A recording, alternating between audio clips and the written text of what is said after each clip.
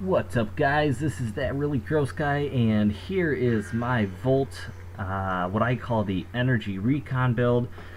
For Volt, basically what I run him with is this sweet Volcar, as well as the Akvasto and the Dual Ethers.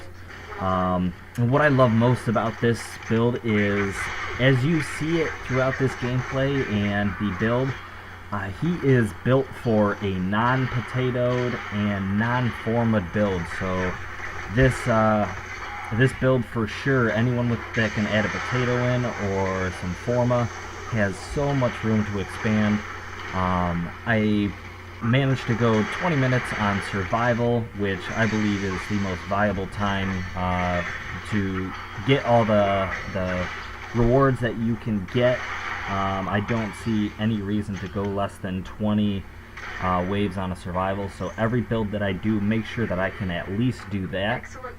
But like I said, this build is just so much room to expand, so very easily you can take this build and run it way further into survivals or make it viable for whatever scenario you want. It's kind of just a quick kind of layout for people who want to get kind of the idea of what to do with Volt, and then maybe expand from there based on what type of runs they're going to do. But we'll get into that build shortly. But as you can see, he tears it up with these Dual Ethers, and that Volcar, especially when it's put up behind the shield, which you will see momentarily, is just so viable because of the damage it does, as well as anything shot through that shield gains an additional electricity proc. Not to mention, each one of these weapons I have built in to electricity proc as well into their mod slot. So he's basically an electric based. Obviously, being Volt, I wanted to stick with the Volt theme and the electricity. So every one of these has electricity built into the mod slot, and as you can see, he's got his speed ability, and as you've seen before, his first ability, which electrocutes everyone, and that ultimate, which you just saw, is just an excellent ulti.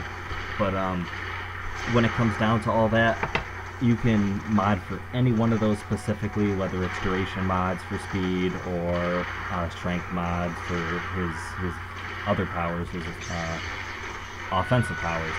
But regardless, there's just so much room to expand. You'll see you'll have easily 30 points with a potato on each one of them to update your slots. And as you see here, this is the 20-minute survival that I was able to pull off. So now let me explain the build. For Volt, I have the Volcar, the Akvasto, and the Dual Ether, like I said. And Volt, because I'm trying to bargain with as much room as I can, I have only used, with Deadeye, I have popped up an extra bonus 10 points, but I've only used 24 out of the 70 points I could use. So this is crazy expandable for your personal liking. You can boost up any of these that you want, or maybe flip and flop. You also have the 3 spots plus the utility spot if you really wanted. But yeah, you could boost any of these up because, like I said before, I kind of have Volt made for a little kind of speed running, but mostly, you know, just kind of getting some missions done. Like I said, Rush and Maglev just make your parkour skills and all that stuff so much faster. It does take a little bit of time to get used to, especially if you use his second ability to speed him up. But I throw a flow on pretty much every Warframe just because it's nice to have that extra energy. Only 2 notches on this one, vitality and whatnot, just to make him really like viable in a circumstance. Like I said, I made it to 20 minutes in a T1 survival, and of course that's not really such a big deal, but when I have 36 more points to pour into there, he could easily go into T4 with any of these either boosted up or extra mods in there. I mean, with 24 points, I got 20 minutes on a T1. I mean, there's so much room to expand on this Warframe.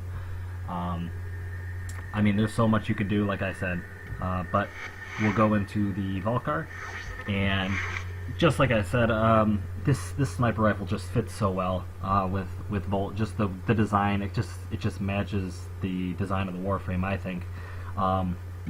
These are not too much upgraded, but the whole point is I've still managed to keep it at 28 points, and I haven't even put a potato in it, and this sniper is pretty viable in the mid game. I mean, 232 impact. I mean, obviously impact only can go so far, but because he's an electric frame and he's electric themed, I threw on the electricity, which definitely makes good use out of the corpus. And I mean, the impact already speaks for itself on fleshy targets.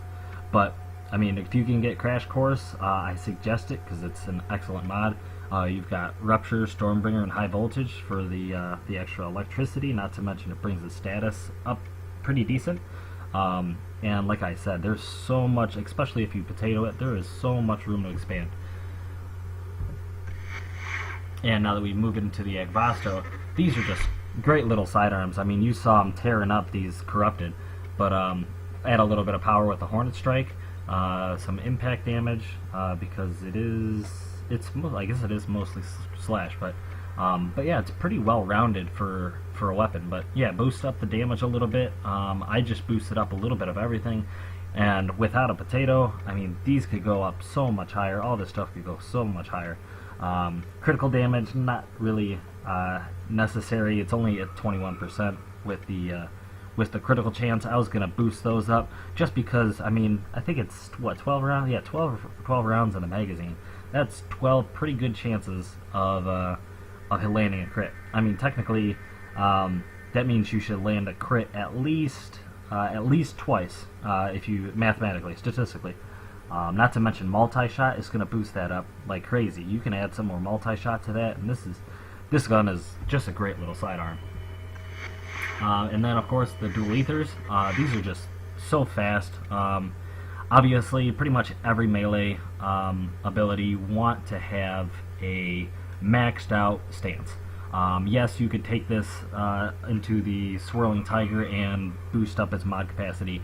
Depends on really your preference, but you could also Forma and change it around if you really wanted to.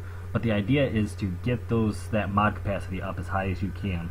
And I mean, I've used 29 points with all of this, which includes the electricity, with a Shocking Touch, the Spoiled Strike to increase its damage, a little bit less attack speed, but this is so fast already, doesn't really matter. Extra electricity damage boosts that channeling, you can get that up. Electricity with some extra status chance, and your melee prowess is going to boost that status chance. But yeah, you could do so much. There's so much room in this build for customization. It's not even funny. And then of course, it's always nice to have that shade in case, because Volt is a little bit squishy. Even with his shield, sometimes you get caught up. And as soon as you turn invisible, you can take your sweet time getting your shields back up and maybe doing some recovery. But really, there's not much more to it than that. It's a great frame. It's very fun. The idea is it can be long range, but at the same time, if you're doing speed runs, you got 6 rounds in, at least in my build, you have 6 rounds in the sniper rifle, which, I mean, you can no-scope all day because it's accurate, and you can put a lot of damage on guys without having to necessarily zoom in. But you put that shield up and crank some rounds through it and get that extra electricity bonus. It's a great build. The rifle is just powerful, the Agvasto, the rounds, and the damage is just great. You can do some damage with this frame.